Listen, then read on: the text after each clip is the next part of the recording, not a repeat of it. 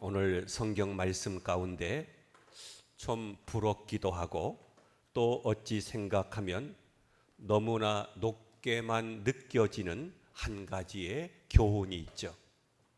그것은 16절에 너희는 나를 본받는 자가 되라 하는 말씀입니다. 한번 저를 따라 볼까요? 너희는 나를 본받는 자가 되게 하라. 세상에서 어느 누가 사람들을 향해서 나를 본받으라고 말할 수 있겠습니까? 어떤 의미에서 나를 닮을까 봐 걱정되는 것이 더 많습니다. 제발 이런 것은 애비를 안 닮았으면 좋겠다 하는 것들이 사실은 많습니다. 그런데 너희는 나를 본받으라, 참 하기 어려운 말이죠. 어떤 학자는 이런 말을 합니다. 이것은 바울이 좀 교만한 것이 아니냐고. 여러분, 바울이 약간 교만하다고 하는 생각이 드십니까? 여러분들은 다른 사람들에게 나를 본받으라 라고 말할 수가 있겠습니까? 겸손히 미덕인 우리나라 성도들은 이런 말 하기가 굉장히 어렵습니다. 저도 여러분들에게 목사인 나를 본받으십시오 라고 말하기가 어렵습니다. 그래서 사람들은 뭐라고 말합니까? 대부분 이렇게 말합니다. 여러분, 저를 보지 마시고 예수님을 바라보십시오.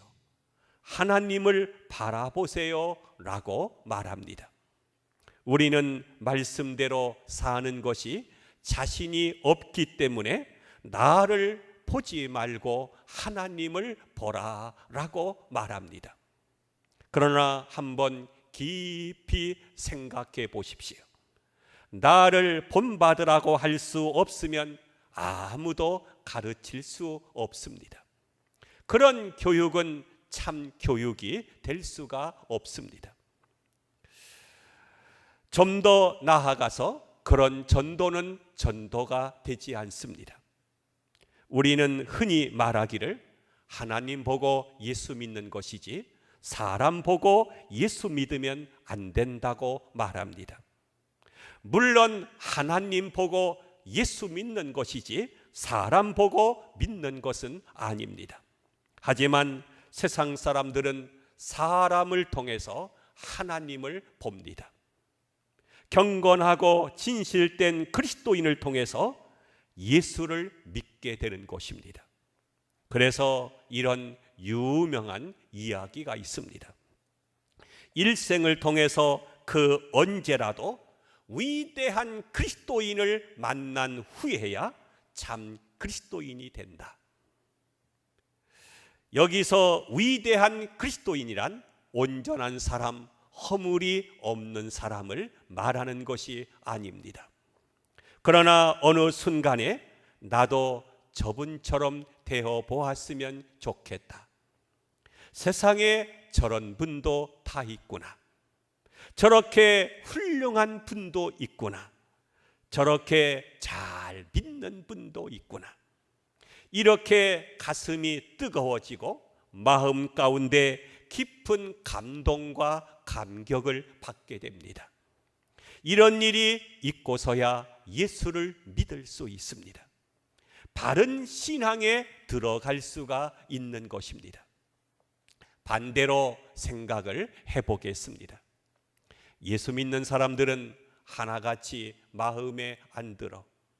거짓말 잘하고 입은 살아있어서 말은 곧잘 하는데 약속은 지키지 않아.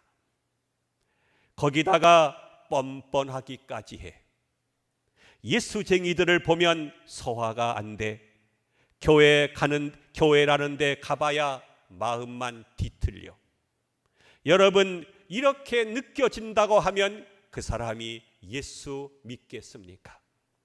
게다가 어떤 예수 믿는 사람으로부터 큰 실망을 했거나 또 강한 상처를 받았다면 그 사건 때문에 평생 동안 예수 안 믿을 수도 있을 것입니다.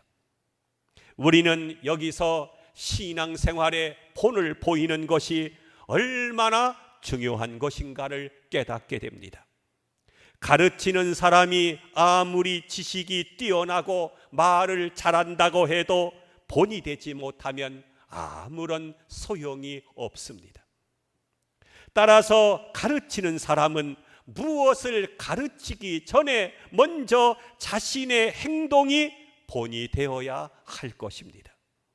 바울은 신앙과 행함에 있어서 고린도 교인들에게 이 본이 되었기 때문에 자신을 본받으라 라고 말을 할 수가 있었던 것입니다. 그것은 참으로 중요한 것입니다.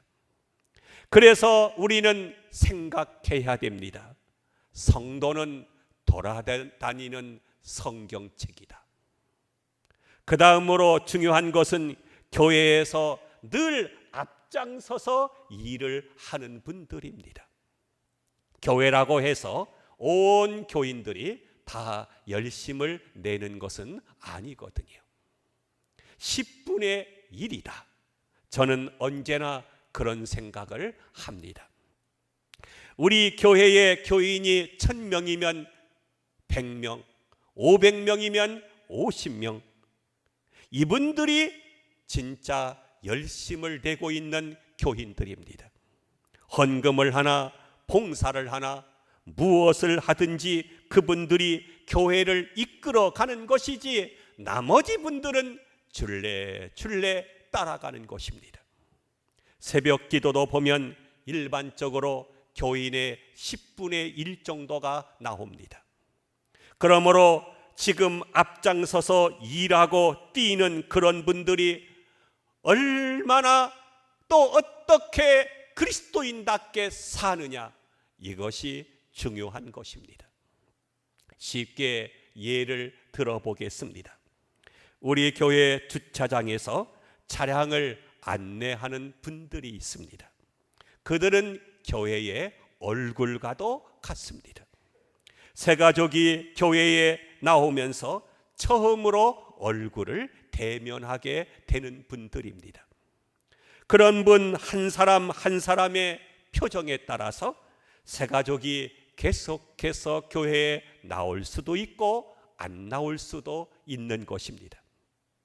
차량 안내하는 분이 천사 같은 미소를 지으면서 친절하게 안내해주고, 내가 좀 실수를 했는데도 불구하고 괜찮습니다, 저도 종종 그런 일을 겪습니다, 그렇게 실수를 합니다 라고 말해주게 되면, 아, 여기가 바로 천국이구나, 내가 머물 곳이구나, 예수 믿는 사람들은 뭔가 확실히 다르구나, 이렇게 생각하게 됩니다. 이래서 예수를 믿게 되는 것입니다. 그런데 실수해서 차를 몰고 오자마자 그만 쾅 하고 부딪혔습니다.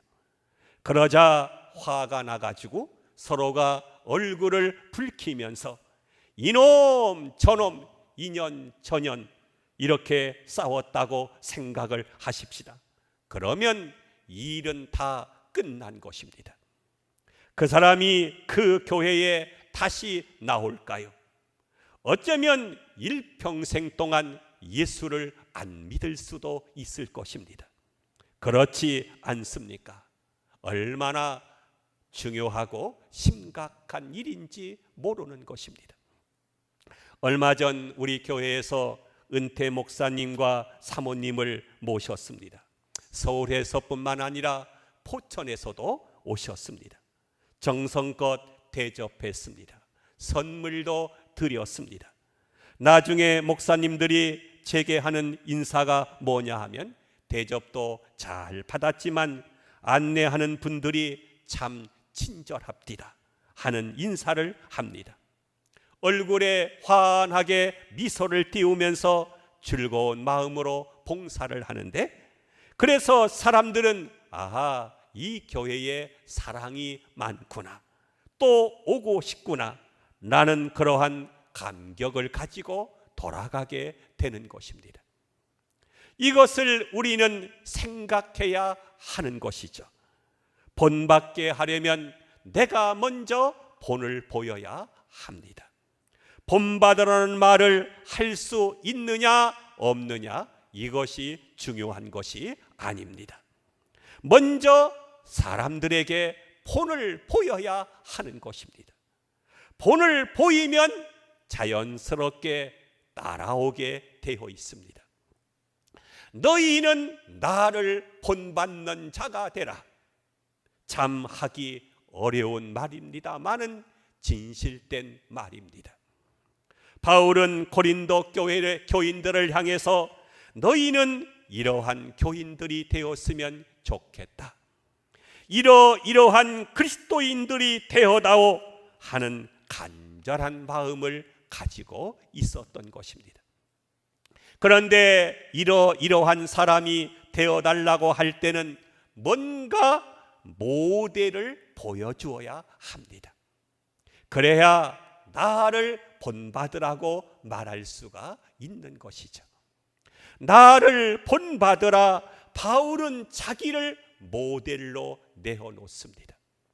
부모가 자식에게 본을 보이면서 엄마 아빠를 본받으라, 나의 삶을 본받으라, 나의 신앙을 본받으라, 이렇게 말할 수 있어야 하는 것입니다. 그런데 문제가 있습니다. 요새 젊은이들 가운데 이런 말을 합니다. 부모는 교과서가 아니라 참고서다. 부모가 텍스트가 되어야 되는데 교과서가 되지 못하고 참고할 참고서 정도가 된다는 것입니다. 부모의 교훈, 부모의 삶, 부모의 경험이 내 생애에 참고할 만한 참고서는 되지만 본받을 만한 것은 못 된다고 하는 이야기입니다. 부모는 교과서가 아니라 참고서다. 참 듣기에 슬픈 이야기가 아닐 수 없는 것입니다. 그래서 이 세대가 어렵게 돌아가고 있는지 모릅니다. 사도 바울은 오늘 본문에서 이렇게 말씀하고 있습니다. 15절에 보시면 그리스도 안에 1만 스승이 있으되 아버지는 많지 아니하니. 1만 스승이 있다고 했습니다. 그렇습니다. 이 땅에는요, 그토록 많은 스승들이 있습니다. 유치원 선생님으로부터 시작해서 대학 교수에 이르기까지 온통 선생입니다. 그러나 아비는 많지 않다. 아비는 오직 하나뿐이다 라고 말하고 있습니다. 그렇습니다. 선생은 많지만 나를 낳아주신 아비는 오직 하나뿐입니다.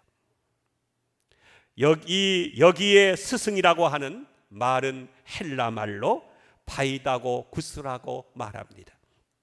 조금은 특별한 뜻이 있는 말입니다. 이것은 보통 선생을 말하고 있는 것이 아닙니다. 우리말로 하면 선생이라고 번역을 했지만 선생은 선생인데 조금 특별한 의미의 선생입니다. 일반적인 선생을 말하는 것이 아닙니다. 그래서 영어 성경에서는 뭐라고 하냐면 훈련시키는 자 혹은 가정교사라고 번역했습니다. 갈라디아서는 이것을 몽학선생, 즉 개인 교사라고 번역을 했습니다. 무슨 뜻이냐 하면 옛날에는 귀족이 있었습니다. 혹은 왕족이라고 해도 괜찮습니다. 좌우간 양반 귀족이 아들을 낳았습니다. 이 아들을 잘 키워야 되겠는데 밖에다 내어놓으면 아이들하고 돌아다니면서 못된 것을 배울 수 있고 잘못될 수도 있습니다. 그래서 안 되겠다. 어릴 때부터 법도대로 잘 키워서 훌륭한 사람으로 가르쳐야 되겠다. 그러면 누구와 친구가 되어야 하겠습니까? 좋은 본을 보이고 좋은 것을 가르쳐야 되겠는데, 그래서 생각한 것이 무엇이냐 하면 바로 이 파라다고 고이스 몽학 선생, 그 아들을 가르치는 개인 교사를 특별하게 두는 것입니다. 이것이 어떤 것인가 하면 자기 집에 있는 노예 중에서 이 40년 50년 있어온 노예가 있습니다. 그 중에서 가장 진실하고 머리가 좋고 학식도 있고 순종도 잘하고 덕도 있는 아주 모범적인 사람 하나를 고르게 됩니다.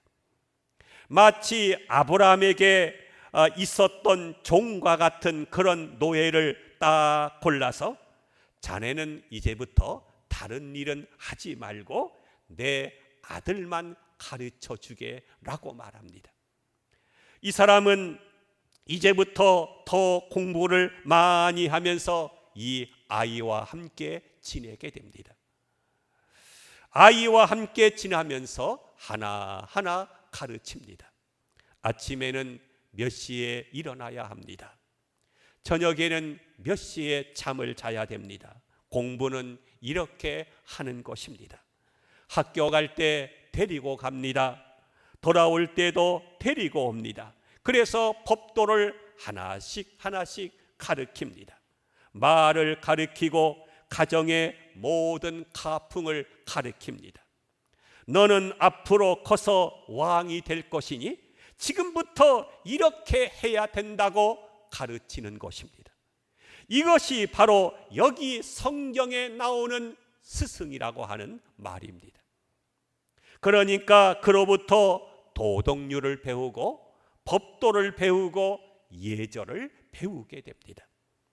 바로 이런 트레이너, 훈련시키는 사람을 스승이라고 오늘 본문에서 번역하고 있습니다. 그런데 이런 가정교사는 얼마든지 많을 수 있어도 아비는 오직 하나뿐이라는 것입니다. 아비는 하나뿐이다. 오직 아비는 하나입니다. 본받아야 될 사람은 가정교사가 아니라 아버지입니다. 그리고 유업을 이을 자도 바로 아버지라는 것입니다. 가정교사가 나를 본받으라고 말하는 것이 아닙니다.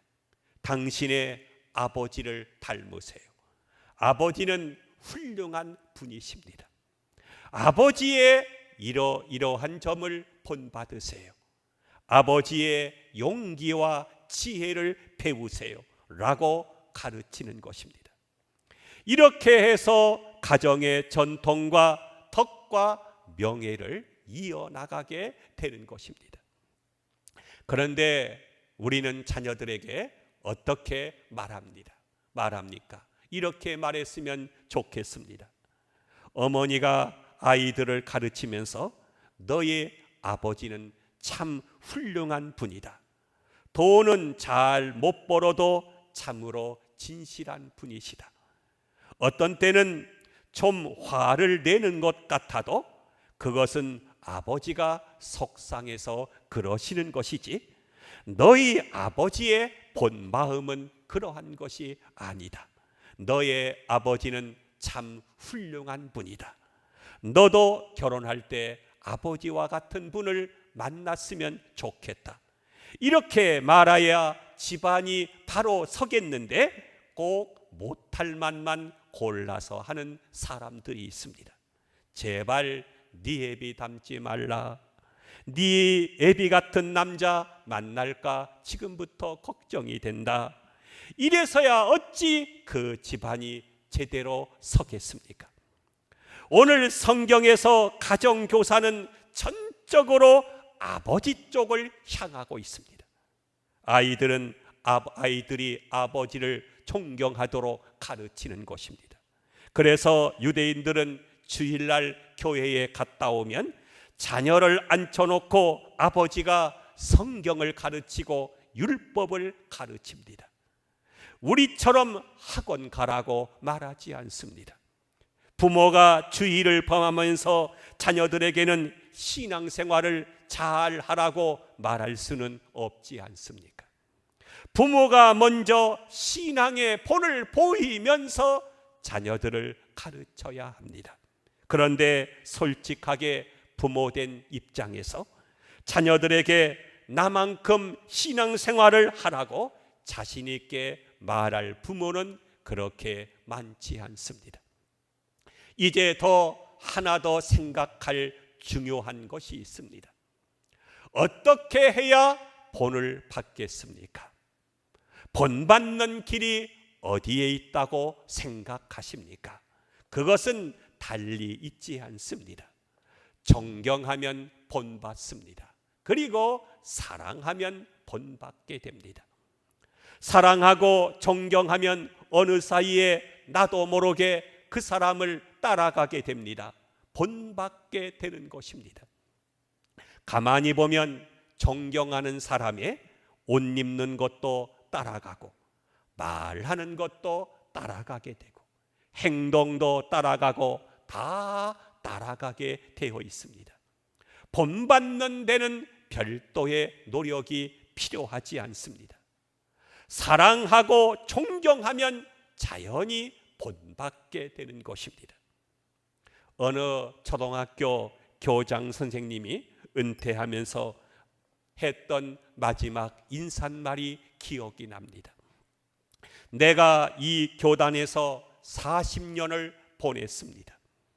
제 딴엔 가르친다고 애써 보았지만 남는 것은 부끄러움밖에 없습니다.